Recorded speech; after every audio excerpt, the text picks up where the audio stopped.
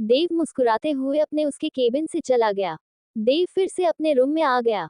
वो अपने डोर से टिककर खड़ा हो गया और अपने हाथ को देखने लगा। उसने हाथ को देखते छे हुए कहा, तुम तो हमेशा से ऐसी ही थी, सबकी फिक्र करने वाली, सबके बारे में सोचने वाली। आंखों पर पट्टी तो मेरे बंदी थी जो तुम्हारी अच्छाई, तुम्हारी पाकीज़गी नहीं देख रहा सका। देव कहते हुए अपने दिल पर हाथ रख लिया। तभी उसके दिमाग में कुछ आया। उसने जल्दी अपना फोन उठाया और किसी को कॉल लगाया। अब आगे। सुबह का वक्त। श्रीशा की नींद हमेशा की तरह सुबह 5 बजे खुली। उसने सबसे पहले उठकर अपना लैपटॉप लिया और मेल्स चेक करने लगी। कल उसने परिहान को प्रेजेंटेशन सेंड की थी और उसे उसका अप्रूवल भी मिल चुका था। मेल चेक करने के बाद उसने अपना लैपटॉप साइड में रखा और अपने हाथ बेड पर रखकर कुछ सोचने लगी। तभी उसकी नज़र उसके हाथ में पहनी अंगूठी पर पड़ी। ये वही रिंग थी जो उसे देव ने पहनाई थी। देव के निकलने पर उसका मन किया था वो इस अंगूठी को निकाल कर फेंक दे, लेकिन उसे हो नहीं पाया। उसने उस अंगूठी को देखते हुए कहा, तुमने मेरा बहुत साथ दिया है। सही है, जब इंसान मुंह फेर लेते हैं तो चीजें ही साथ देती है, लेकिन अब तुम्हें अपने पास रखने की मेरे पास कोई वजह नहीं है। एक झूठा भ्रम था जो भी आज टूटने जा रहा है। इतना कहकर उसने अपनी ड्रॉर से एक बॉक्स निकाला और रिंग को डाल दिया। उसने बेड से उठते हुए कहा, चल श्री, अब वक्त आ गया है अपने पति का मंडप सजाने का। कोई कमी नहीं रहनी चाहिए पहली बीवी के हवाले से, कहकर वो हंसने लगी। लेकिन हंसते वक्त उसकी आंखों में नमी भी छाई हुई थी। फिर उसने एक गहरी सांस ली और वॉशरूम में चली गई फ्रेश होने। कुछ देर बाद वो वॉशरूम से बाहर आए और तैयार होकर जॉगिंग के लिए निकल गई। इधर नीचे एंगेजमेंट के डेको का सारा सामान आ चुका था। श्रीशा नीचे आए और सामान लेकर आए लोगों को बोली, भाई आप ये सारा सामान एक तरफ रख दीजिए ताकि आने जाने वाले लोगों को कोई परेशानी ना हो। एक आदमी ने अपना सर हिलाते हुए कहा, जी मैडम, हम रख देंगे। आप बता दीजिए डेकोरेशन कहाँ करना है ताकि हम तैयारी शुरू कर दे। श्रीशा ने वहां से जाते हुए कहा, हाँ पहले सारे ट्रक्स आ जाए, फिर मैं आपसे आकर मिलती हूँ। कहते हुए वो वहां से चली गई। लगभग 7 बजे होटल में सब तैयारियां शुरू हो गई। निक, सदा और पल्लवी तीनों काम में लगे हुए थे, लेकिन पल्लवी के मन में बहुत से सवाल थे जिसका जवाब उसे श्रीशा से चाहिए था, लेकिन श्रीशा अब तक जॉगिंग से वापस आई नहीं थी। तभी श्रीशा होटल के अंदर आते हुए बोली, आज कुछ ज्यादा ही एक्साइज कर ली, इतना सारा काम पड़ा। कहते हुए अंदर आई तभी उसकी नजर उन तीनों पर पड़ी। श्रीशा ने उन्हें देखते हुए कहा, अच्छा हुआ तुम तीनों आ गए, मैं चेंज करके आती जब तक तुम लोग यहाँ संभालो। पल्लवी ने उसका हाथ पकड़ते हुए कहा, श्री, मुझे तुझसे बात करनी है, जरूरी है। श्रीशा ने जल्दी जाते हुए कहा, अरे यार बातें शातें बाद में करेंगे, शनाया ने बहुत बड़ी लिस्ट दी मुझे जिसे मुझे अच्छे से अच्छे अरेंज करना है, मैं आती हूँ अभी।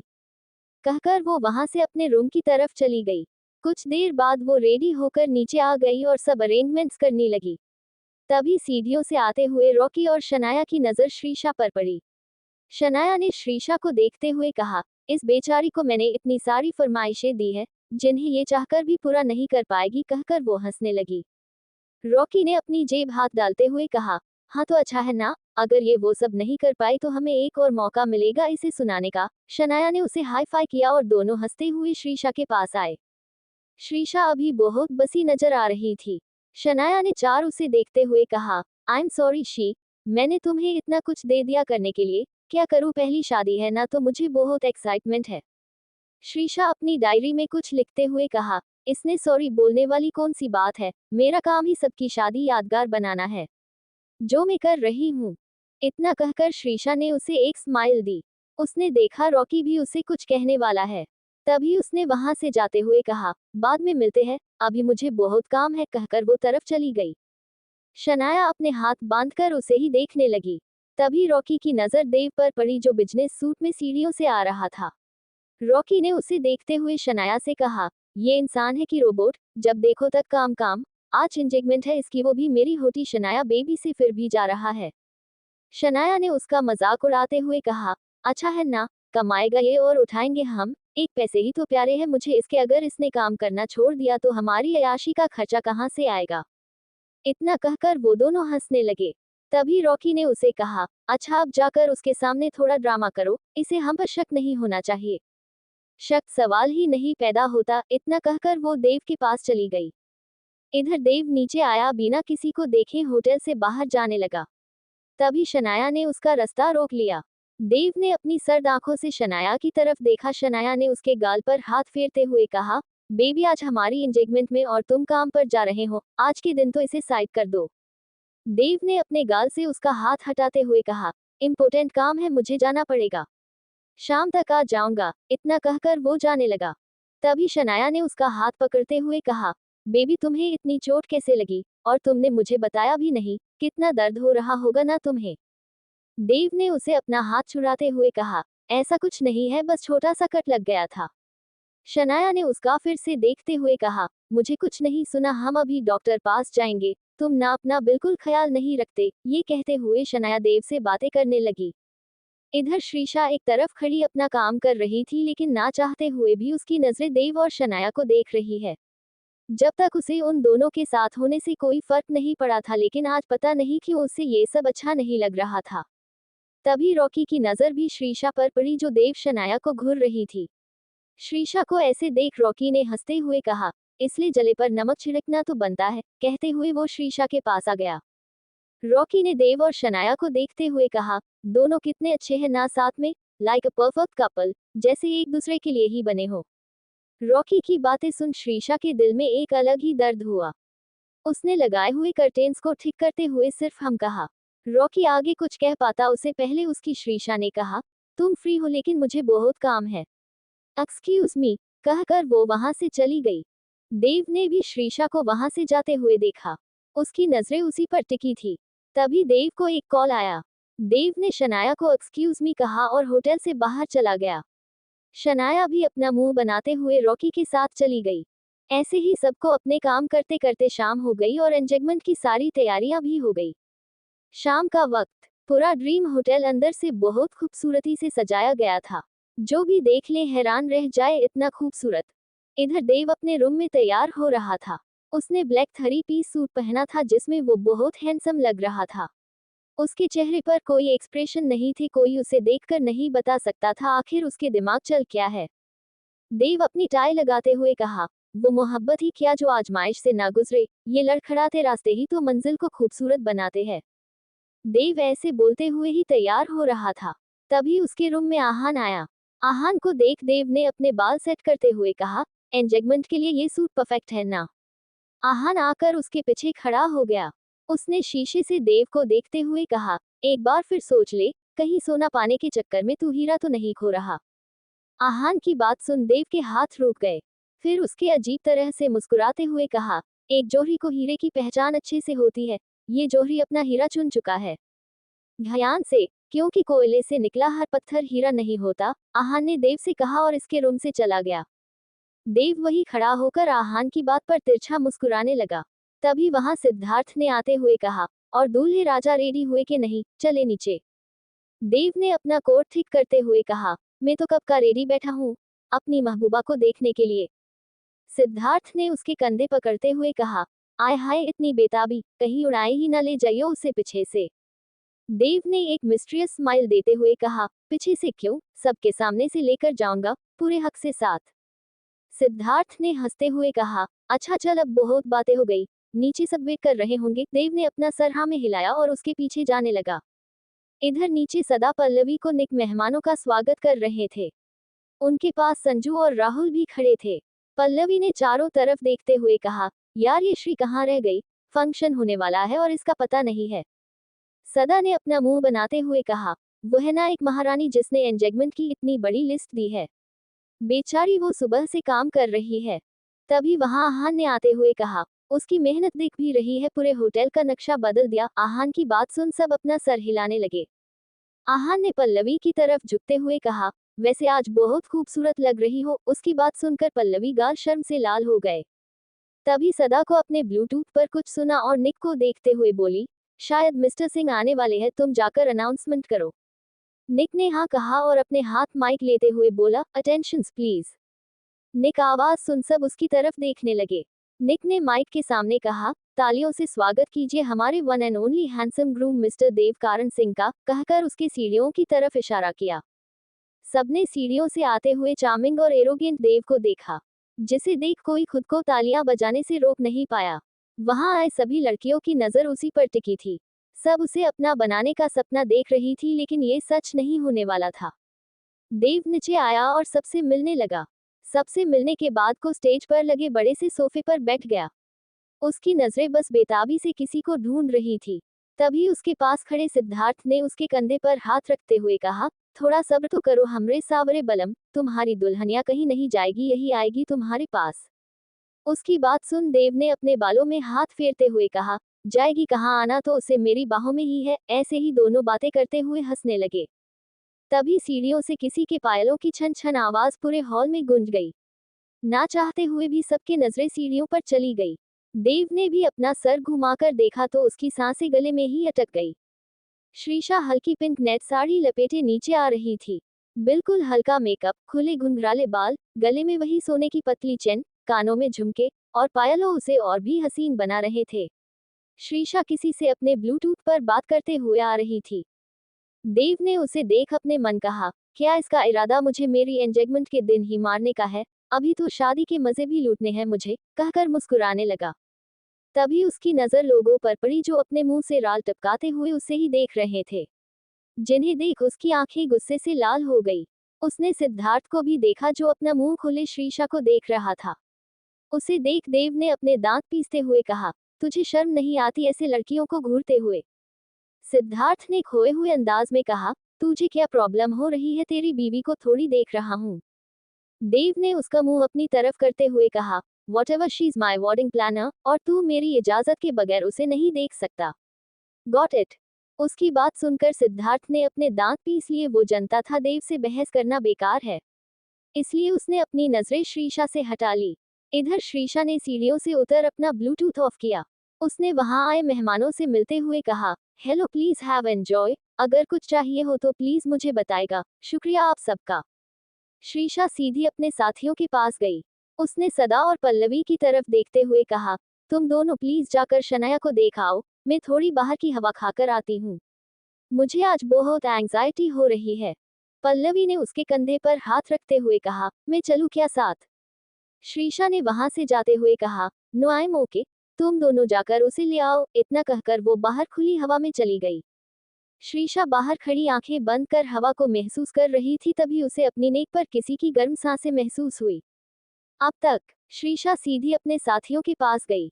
उसने सदा और पल्लवी की तरफ देखते हुए कहा, तुम दोनों प्लीज जाकर शनाया को देख आओ, मैं थोड़ी बाहर की हवा खाकर आती हूँ। मुझे आज बहुत एंग्जाइटी हो रही है। पल्लवी ने उसके कंधे पर हाथ रखते हुए कहा, मैं चलूं क्या साथ? श्रीशा ने वहां से जाते हुए कहा, नो आई एम ओके, तुम दोनों जाकर उसे ले आओ। इतना कहकर वो बाहर खुली हवा में चली गई। अब आगे श्रीशा जाकर होटल के बाहर जाकर खड़ी हो गई। उसने गहरी गहरी सांसें लेते हुए कहा, ओफ यार, एंगेजमेंट में ये हाल है तो शादी में मेरा क्या होगा? ऊपर इस लड़की की इतनी डिमांड्स, जाहिर है पहली बार शादी कर रही है, डिमांड्स तो होगी ही। कहते हुए वो अपने अपने हाथ फैलाकर हवा का मजा लूटने लगी। बेंगलों में ज्यादातर मौसम ठंडा ही होता था, जिस वजह से आज भी काफी सर्द हवाएं चल रही थी, जो श्रीशा को बहुत सुकून दे रही थी। वो अपने में ही मगन थी। तभी उसे अपनी कमर पर किसी के गर्म हाथ महसूस हुए। किसी को अपने करीब महसूस कर श्रीशा घबरा गई। वो उसकी पकड़ से छूटने के हिलने लगी। तभी पीछे से उसके कान में धीरे से कहा, रिलैक्स स्वीटहार्ट, मैं हूँ। इस आवाज को सुन पता नहीं क्यों लेकिन श्री ने हिलना बंद कर दिया। उसके शांत देख देव के होठों पर मुस्कुराहट आ गई। उसने श्रीशा की बाल अपने एक हाथ से आगे किए और उसकी नेक पर सॉफ्ट किस कर लगा। उसके ऐसे करने से श्रीशा की सांसें तेज हो गई। उसके उसकी पकड़ से छुटते हुए कहा, ये क्या कर रहे हो तुम, छोड़ो मुझे। देव ने उसके गाल पर अपने होंठ रगड़ते हुए कहा, नहीं छोड़ूंगा तो क्या कर लोगी? उसकी बात सुन श्रीशा का मुंह हैरानी से खुल गया। उसने देव के हाथ अपनी कमर से हटाते हुए कहा, देखो तुम छोड़ो मुझे, वरना मैं चिल्लाऊंगी। देव ने अपना सर उसके कंधे पर रखते हुए कहा, अच्छा चलो फिर चिल्लाओ, बुलाओ सबको इधर और बता दो सब। श्रीशा ने हैरानी से अपना मुंह देव के मुंह की तरफ किया को उसके कंधे पर था। उसे इतना हैरान देख देव ने अपनी नाक से उसकी नाक टच करते हुए कहा, क्या हुआ स्वीटी, बोलती बंद हो गई, रुको मैं तुम्हारा काम आसान कर देता हूँ। इतना कहकर वो श्रीशा को पकड़े ही जोर से चिल्लाने लगा, हेलो, कोई है यहाँ, कोई सुन रहा है? हमें कुछ दिखाना है, तुम लोगों को कोई है क्या? उसको चिल्लाता देख श्रीशा उछलते हुए कहा, अरे पागल आदमी, ये क्या कर रहे हो? अगर किसी ने हमें ऐसे देख लिया ना तो बहुत प्रॉब्लम हो जाएगी। देव ने उसे पीछे से पकड़े हुए ही कहा, अरे पर मैं तो तुम्हारा काम ही कर रहा हूँ। तुमने ही कहा था चिल्लाने के लिए, अब किया तो तुम्हें दिक्कत हो रही है। श्रीशा ने हार मानते हुए कहा, अच्छा ठीक है अब चुप कर जाओ और छोड़ो मुझे। अगर छोड़ना होता तो पकड़ता ही क्यों? देव ने धीरे से उसके कान में विस्पर करते हुए कहा। श्रीशा ने उसकी बात का कोई जवाब नहीं दिया। वो बस अपना सर नीचे करके चुपचाप खड़ी थी। उसे इतना देख देव ने उसे और टाइट हक कर दिया। उसने श्री के कान पर हल्की से किस करते हुए कहा, आज बहुत खूबसूरत लग रही हो, इसलिए खुद को रोक नहीं पाया। उसके ऐसे करने से श्रीशा का दिल जोरों से धड़कने लगा। वो देव को रोकना चाहती थी लेकिन उसके मुंह से आवाज ही नहीं निकल रही थी। देव ने उसके बालों में इनहेल करते हुए कहा, अपना हाथ आगे लाओ। उसकी बात सुन श्रीशा को कुछ समझ नहीं आया। देव ने उसकी कमर से अपना हाथ हटाया और श्रीशा का हाथ पकड़ आगे किया। श्रीशा को समझ नहीं आ रहा था आखिर देव करना क्या चाहता है। तभी देव ने उसके हाथ में एक वेलवेट का बॉक्स रख दिया। श्रीशा कंफ्यूजन से उस बॉक्स देखने लगी। देव ने उसे फिर हक करते हुए कहा, ये मेरी ब्राइड के लिए है, संभाल के रखना। उसकी बात सुन श्रीशा ने वो बॉक्स कसकर पकड़ लिया। उसने कुछ कहना चाहा तभी उसे अपने होठों पर कुछ फील हुआ। श्रीशा ने अपनी आंखें बड़ी बड़ी करके देखा तो वहां कोई नहीं था। श्रीशा ने इधर उधर देखते हुए कहा, क्या मैं सपना देख रही थी? तभी उसकी नजर अपने हाथ में पड़े बॉक्स पर पड़ी। श्रीशा ने उस बॉक्स को देखते हुए कहा, मतलब ये कोई सपना नहीं था। वाओ, इसकी आज एंगेजमेंट है और वो मेरे साथ। ओ गॉड, जल्द से जल्द ये शादी हो और मेरा पीछा छुड़ाओ, इन सबसे परेशान करके रखा है। तभी उसने ध्यान दिया कि वो कब से बाहर है। उसने अपने सर पर हाथ रखा और अंदर भागते हुए कहा, मार गई श्री, किसने कहा था इतनी बाहर खड़े रहने को? अगर अंदर कुछ मसला हो गया तो सबसे पहले मेरी गर्दन पकड़ेंगे। कहते हुए वो अंदर गई। अंदर मेहमानों का जमावड़ा लगा हुआ था। सब अरेंजमेंट्स की बहुत तारीफ कर रहे थे और खाने की तो बात ही मत पूछो। लेकिन अंदर जाते ही श्रीशा की नजर जाकर देव से मिली जो स्टेज पर किसी राजा की तरह बैठा था। श्रीशा को आते देख देव ने उसे एक आंख मारी, जिसे देखते ही श्रीशा लड़खड़ा गई और देव की हंसी छूट गई। श्रीशा गिरती उससे पहले आहान ने उसे संभाल लिया। श्रीशा ने अपने दांत पीसते हुए कहा, बदतमीज कहीं का पागल इंसास। कुछ कहा तुमने? आहान ने उसे देखते हुए पूछा। श्रीशा ने जल्दी से कहा, अरे कुछ नहीं भाई, वो स्ट्रेस ज्यादा है ना तो बस। श्रीशा की बात सुन आहान ने उसका चेहरा अपने हाथों में लेते हुए कहा, आयु ओके ना बच्चा? श्रीशा ने उसके हाथों को चूमते हुए कहा, भाई मुझे क्या होगा, मैं एकदम ठीक हूँ। ये देखिए आपके सामने हूँ सही सलामत। आहान ने मुस्कुराते उसके फोरहेड पर किस किया। श्रीशा ने जल्दी वहां से जाते हुए कहा, अच्छा मुझे अभी बहुत काम, आपसे बाद में मिलती हूँ। इतना कहकर वो वहां से चली गई। श्रीशा जल्दी बैंड वालों के पास आए और उन्हें जल्दी से रोकते हुए बोली, अरे ये नहीं, मैंने तुम्हें टाइटैनिक वाली ट्यून बजाने को कहा था। तुम क्या कर रहे हो? फिर उन्होंने अलग धुन बजाते हुए कहा, ये ठीक है। श्रीशा ने अपना सर हिलाया और एक टेबल के पास चली गई। वो वहां बैठकर एक प्लेट को फूलों से सजने लगी और उनमें रिंग के बॉक्स अरेंज करने लगी। तभी उस टेबल पर आकर संजू और राहुल बैठ गए। श्रीशा ने उन दोनों को देख एक स्माइल दी और वापस अपना काम करते हुए बोली, अच्छे लग रहे हो तुम दोनों। श्री डार्लिंग, क्या फिर से सब कुछ पहले जैसा नहीं हो सकता? संजू ने एक टक श्रीशा को देखते हुए कहा। संजू की बात सुन श्रीशा के हाथ उसकी जगह पर ही रुक गए। वो एकटक अपने सामने पड़ी थाली को देखने लगी। फिर उसने एक लुक संजू को दिया और अपना काम करते हुए बोली, अब पहले जैसे कुछ नहीं हो सकता, सब बदल चुका है।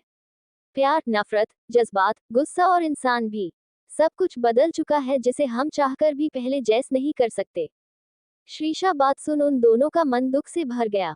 श्रीशा ने अपना काम खत्म किया और उन दोनों के चेहरे पर अपना हाथ रखते हुए बोली, जो भी हो मैं हमेशा तुम दोनों की दोस्त रहूंगी।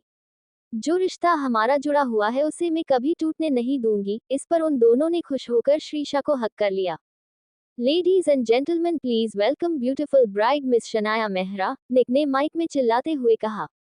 निक की बात सुन सब सीढ़ियों पर देखने लगे जहां से शनाया आ रही थी और उसके साथ सदा और पल्लवी भी।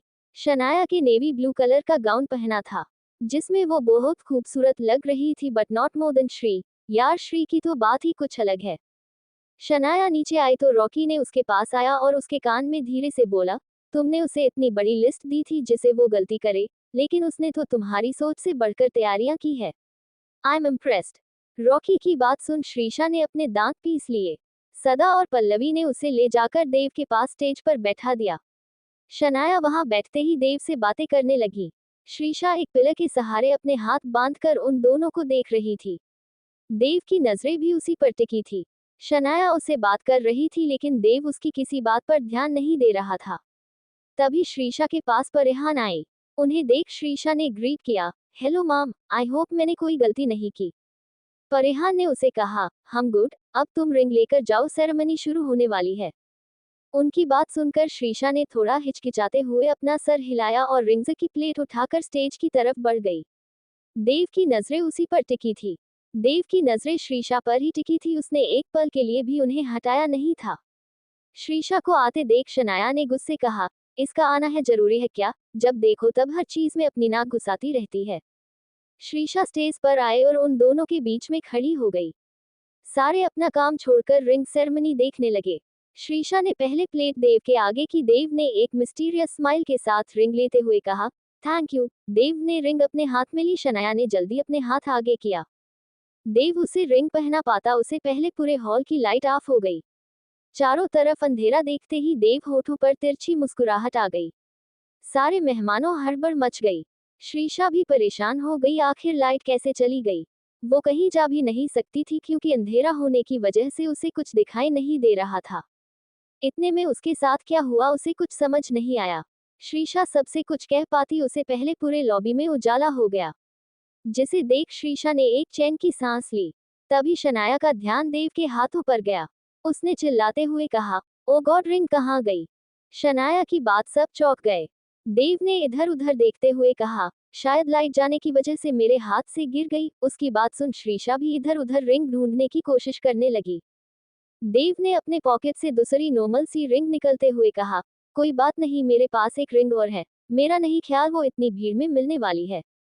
शनाया ने अपना मुंह उतारते हुए हाथ आगे कर दिया और देव ने उसमें वो रिंग पहना दी, जिसे देख सब जोर जोर से तालियां बजाने लगे। शनाया ने भी रिंग उठाए और देव को पहनने के लिए उसने अपना हाथ आगे बढ़ाया, लेकिन देव हाथ में बैंडेज था। शनाया ने उसका हाथ देखते हुए कहा, बेबी तुम्हारे हाथ में तो बैंडेज है, मैं रिंग कैसे पहनाऊंगी। देव ने अपना दूसरा हाथ आगे करते हुए कहा, कोई बात नहीं, तुम इसमें पहना दो। शनाया का मुंह फिर से बन गया। उसने देव को वो रिंग पहनाए लेकिन वो उसकी उंगली में ठीक से नहीं बैठ रही थी। देव ने अपनी उंगली टाइट कर रखी थी जिसे शनाया उसको रिंग नहीं पहना पा रही थी। शनाया ने कहा, लगाता है रिंग तुम्हारे साइज की नहीं है, देखो उंगली नहीं आ रही। देव ने उसे कहा, मेरा साइज यही है, तुम्हें पहननी नहीं आती। श्रीशा खड़ी खड़ी उन दोनों को देख रही थी। उसने शनाया से कहा, रिंग थोड़ा घुमाकर स्लोली पुश करो, चली जाएगी। शनाया ने वैसे ही कोशिश करते हुए कहा, नहीं जा रही है। श्रीशा ने प्लेट नीचे रखी और देव का हाथ अपने हाथ में लेते हुए कहा, रुकी, मैं बताती हूँ, तुम वैसे ही करना। देव तो जैसे इसी का इंतजार कर रहा था। उसने तुरंत अपना हाथ ढीला छोड़ दिया। श्रीशा के हाथ से वो रिंग बिना को कोई कोशिश किए आसानी से हाथ की उंगली में चली गई, जिसे देख एक पल के लिए सभी शॉक हो गए। तभी पीछे से आहान से जोर से तालियां बजाई। उसके साथ सब तालियां बजाने लगे। शनाया अपना मुंह खोले सब देख रही थी। अभी अभी क्या हुआ उसे कुछ समझ नहीं आया। उसने देव से कुछ कहना चाहा लेकिन देव स्टेज से उतर चुका था और सभी को थैंक यू बोल रहा था। श्रीशा भी कंफ्यूजन में स्टेज से उतर गई। फिर सबने थोड़ा सा डांस किया। कुछ देर सब खत्म हो गया।